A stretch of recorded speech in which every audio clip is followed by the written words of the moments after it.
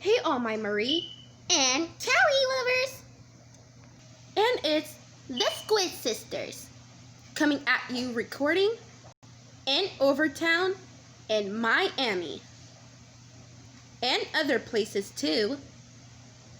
And today we are going to be reacting to Jessii V. People are afraid of what happens in this corn maze. We gotta react to that. And guess what, y'all?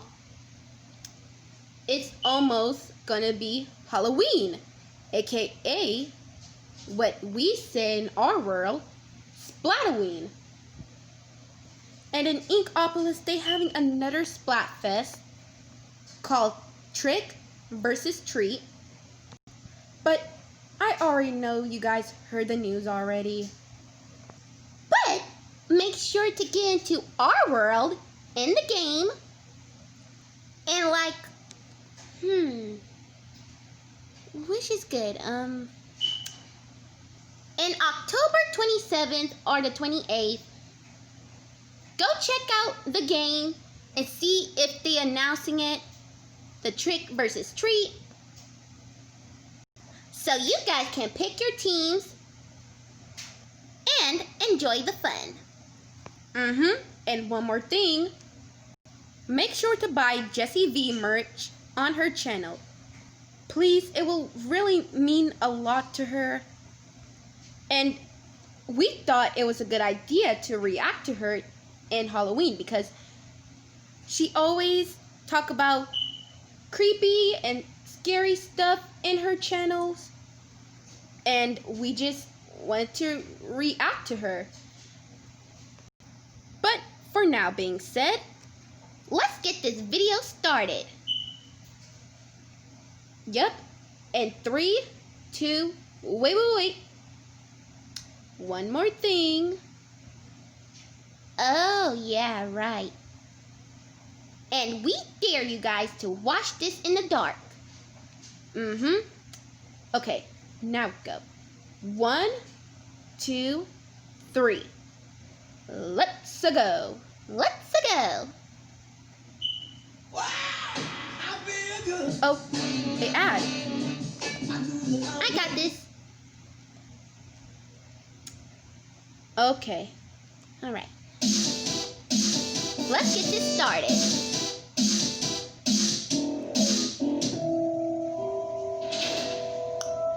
Halloween.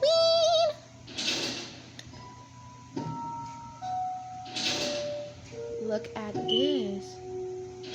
Hey guys, it's Jessii V, and today's Halloween shirt says the big book of ghost hunting with a cute little ghost on it. I have way too many Halloween shirts. I need to give some away. But if you guys want a Halloween shirt that I designed, don't forget we do have the new That's So Creepy shirts. One is in Buy this her merch, you purple guys. and one is in this dark gray, and they're only available for Halloween. And I'll get the purple one. So to as be you can honest, tell by the title of today's video, we're going to be talking about very creepy corn mazes. So I really wanted to talk about the history of mazes in general because that whole topic is so intriguing to me. The history is very, very strange. And then we're going to be talking about this one specific corn maze that you should never ever go to. And you'll hear why in a second. So without further ado, we're going to jump right into this video and talk about some maze history. Mazes can be made out of hedges, corn, wood, or mirrors, and they can incite feelings of panic, excitement, or serenity. Now, mazes have been a part of our culture for thousands of years. Man, if I get trapped in a maze, the first mazes that were ever created were actually called labyrinths, and they had a single winding path not meant to confuse or puzzle anyone that was walking through it. So the very first labyrinths that were ever invented had no dead ends, had no deceiving paths. It was just one path. There was only one way you could go. And one of the most famous labyrinths is called the Cretan Labyrinth, which housed the terrifying Minotaur at its center. And if you don't know what a Minotaur is, it's basically this mythical creature that was portrayed in classical times as having a head and tail of a bull and the body of a man. So imagine running into this creature while you're walking through a maze. For some reason, back in those times, they would always have one in the center of their maze. Now, obviously, these creatures weren't real, but they would either have like statues or they would show it in paintings as being in the center of a maze. Now, there was this very weird tradition in Germany where when boys were approaching adulthood, they would have to go through a maze. And that was kind of like their change from being a boy to a man. During the Middle Ages, as kings and queens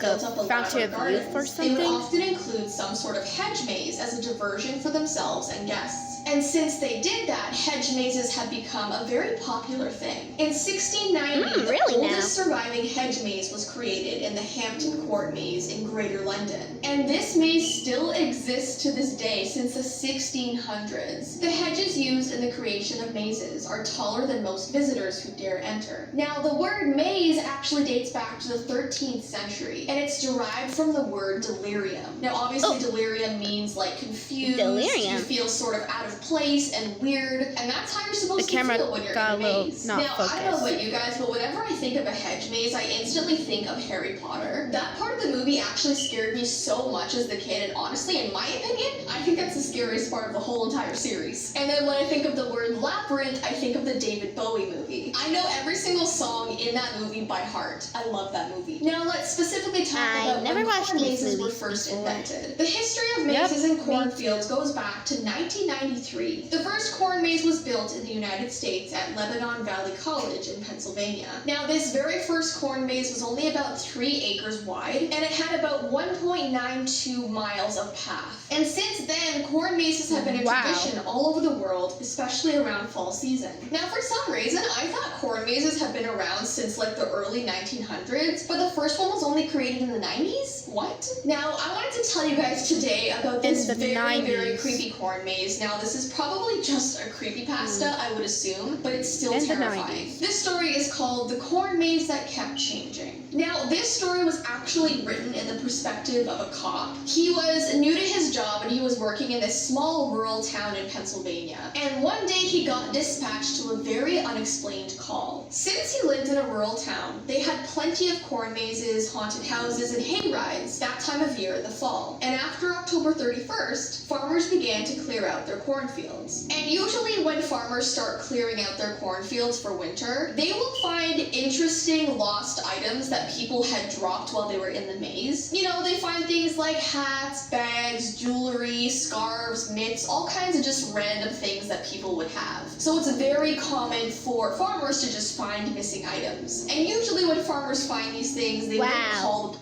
I mean, they should really take care of their stuff, low-key. Yeah, like, I mean, come on now. I mean, it's like saying I have $1, right? And when it's the bump in the road, the cart just boom, and I drop my $1. I mean, I have to put it in my pocket. I mean, if like just in case that I won't drop it. So why they not just like put in their backpacks or pockets? So like to make sure they won't like lose it or lost it. Like put in their purse or something. Or are you fanny cap or something? Wait. Yeah, I think those bags called when you wear in your belly called fanny caps. Yeah, fanny caps or something. I think that's what they call. But yeah, why cannot they just like put in their purse or like pockets or they fanny cap or whatever, so they won't lose it? I don't know, Kelly. I mean, I think they wasn't wearing pockets. I don't know. Well, let's just get back to the video.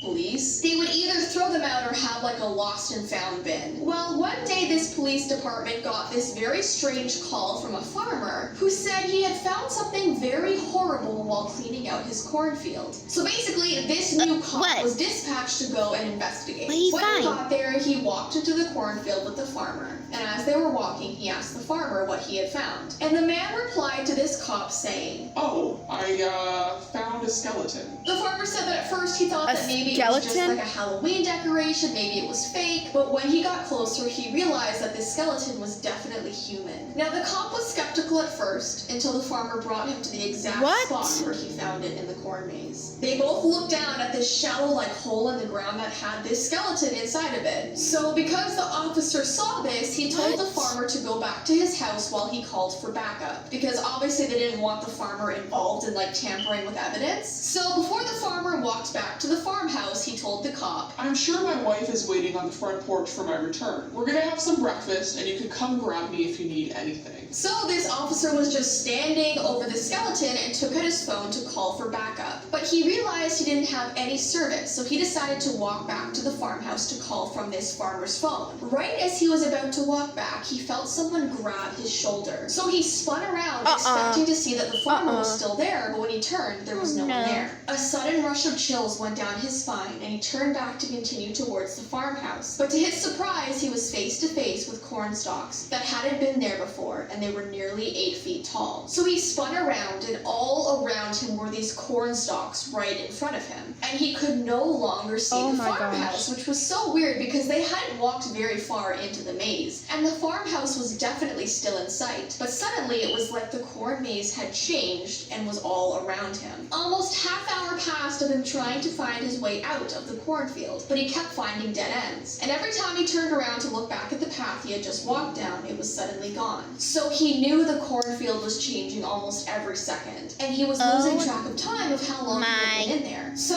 he stopped to catch his breath, and his heart almost stopped when he looked down at the ground to see the same skeleton lying in the shallow grave. So clearly he was right back where he started, which was so frustrating because he felt like he was walking for almost an hour. How is that possible? He sat on the ground completely frustrated, I don't even put know. his head in his hands. But when he looked up again, he saw the farmhouse in the distance. He walked right up to the farmhouse, and the farmer was standing on his porch. And the farmer asked him, "Officer, did you manage to call for backup?" So he told the farmer how embarrassed he was because it took him so long to just get out of the cornfield. He said he didn't mean to be gone for over an hour. But the farmer just shook his head and smiled and responded, "I only left you about a minute ago. I don't know why you would be embarrassed about that." And that's how the story ended. So I was reading a lot of people's comments. They were saying that the farmer sounds really sketchy. Like it sounds like he sort of knows what goes on in the cornfield. And I guess that skeleton was there because it... Well, something is wrong with that cornfield, I should say, because, bruh, how's that possible? How it keep changing and stuff? I don't even know, like, and the skeleton? Ooh, I bet it was that skeleton who did that.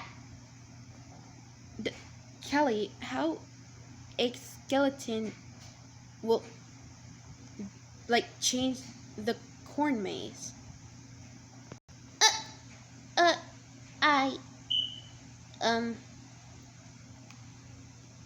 You know what?